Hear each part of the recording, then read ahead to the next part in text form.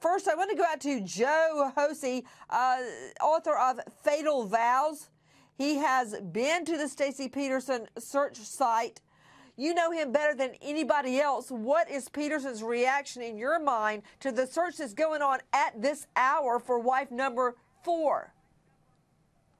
You know, if she's there, he can't be feeling too good about it. And I don't know if she's in that spot, but I know the police have thought she might be in that area, the area of Shorewood, Illinois. There was a man living there, Scott Rossetto. He's now in Germany. He's in the Army. He's a nurse in the Army.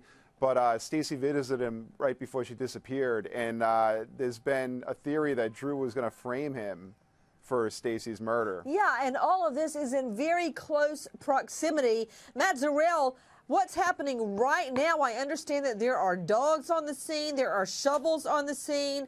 Police are chalking it off to knowledge they've had for some time, but they've been out there for a couple of days, and they are searching into the night, Matt Zarrell. Yes, Nancy, you're right. You've got local authorities as well as the FBI, including an FBI mobile command center truck was there. There are also reports about a white and black dog searching the area. Helicopters, boats are also out. 2 people, a man and a woman, were seen standing on a walking path holding shovels. There are reports they're looking for any evidence that Stacy's body may have been buried in that wooded area. Steve Greenberg, this is the attorney, the current attorney for Drew Peterson.